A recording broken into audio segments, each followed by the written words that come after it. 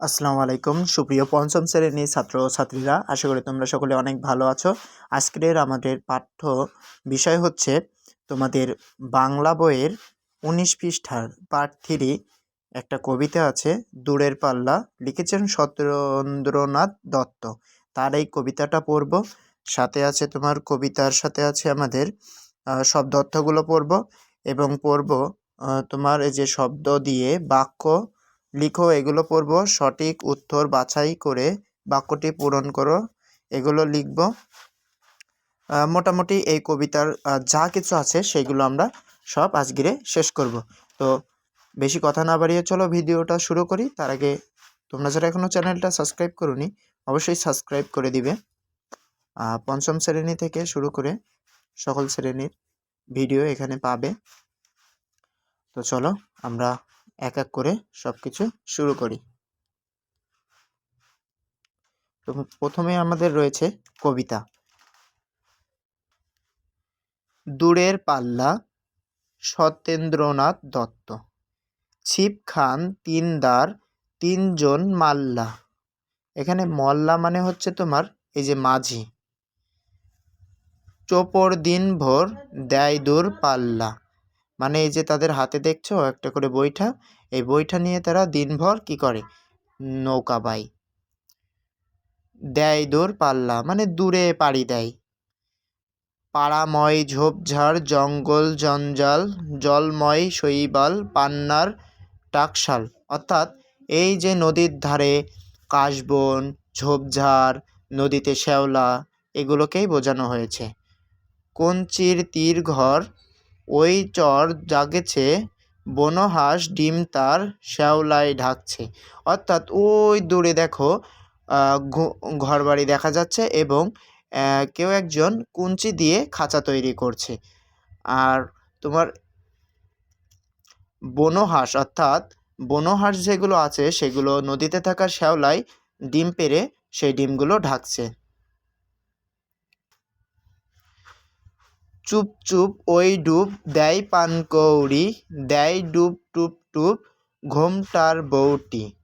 ঝক ঝক কলসির বক বক শোন গো, ঘোমটায় ফাঁক বয় মন উদ্যান গো। তিনদার ছিপ খান, মন তোর যাচ্ছে, তিনজন মাল্লায় কোন গান গাইছে।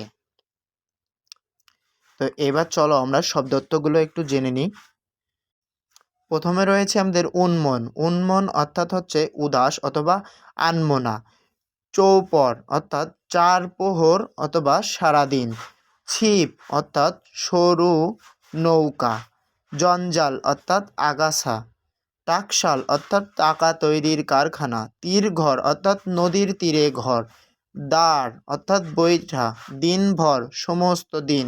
পাড়াময় পাড়া জুড়ে। পানকৌড়ি পানকৌটি পানকৌড়ি পাখি। পান্না সবুজ রঙের দামি রত্ন। মন্থর ধীর। মাল্লা অর্থাৎ মাঝি। তো এইভাবে তোমাদের প্রতিটা ওয়ার্ড বাই ওয়ার্ড আমি তোমাদের সুন্দরভাবে পড়াই দিব। তো তোমরা শুধু আমার সাথে থাকবে এবং আমার চ্যানেলটার পাশে থাকবে, ঠিক আছে? তো এখন আমরা এই যে আমাদের এইখানে যেটা বলেছে, শব্দ অর্থ দিয়ে বাক্য লিখি এবং সঠিক উত্তর বাছাই করে বাক্যটি পূরণ করি, এটা করব। তো চলো আমরা এগুলো করে ফেলি। দেখো,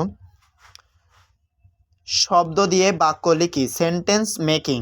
দিনভর, দিনভর দেয়া আছে।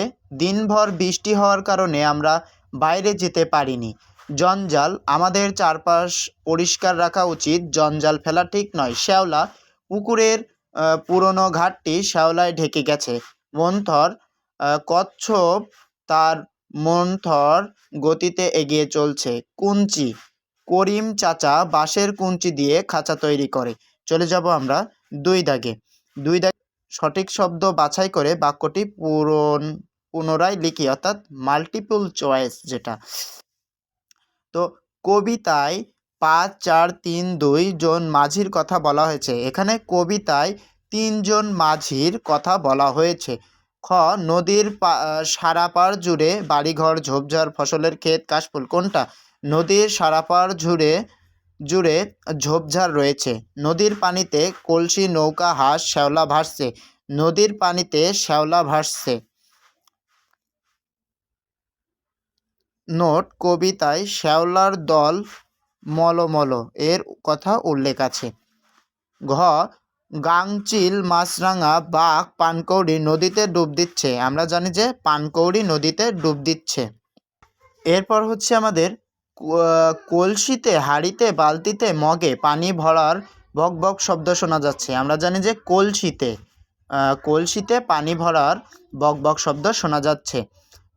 4 বলছে নৌকা চালাতে চালাতে মাঝিরা ড্যাশ ছড়া বলছে, গান গাইছে, ঝগড়া করছে, চুপ করে আছে। নৌকা চালাতে চালাতে মাঝিরা গান গাইছে। তাহলে কি নৌকা চালাতে চালাতে মাঝিরা গান গাইছে।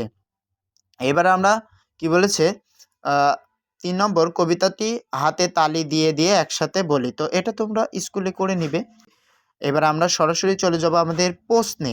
প্রশ্নগুলো আমরা উত্তরগুলো একটু যদি দেখি, চলো আমরা যদি প্রথম প্রশ্নটা দেখি। ক. বন হাঁস কী করছে? বন হাঁসগুলো নদীর স্বচ্ছ পানিতে মনের সুখে ভেসে বেড়াচ্ছে এবং মাঝে মাঝে ডুব দিয়ে মাছ ধরছে অথবা খেলা করছে। খ. নৌকায় যেতে যেতে মাঝিরা কি দেখছে? উত্তর: নৌকায় যেতে যেতে মাঝিরা নদীর দুপারে অপরূপ সৌন্দর্য দেখছে। তারা দেখছে সবুজ বনানী, তীরের গাছপালা, কাশবন এবং নদীর চড়ে চড়ে বেড়ানো বুনো পাখি। গ নম্বর যদি আমরা দেখি, ঘোমটা দেয়া বউটি কি করছে? ঘোমটা দেয়া গ্রাম্য বধূটি কলসি কাঁধে দিয়ে নদীর ঘাটে জল ভরতে এসেছিল অথবা নদীর শান্ত পানির দিকে তাকিয়ে আপন মনে কিছু ভাবছিল। ঘ নম্বর যদি দেখি, শৈবাল কেন টাকশাল বলা হয়েছে?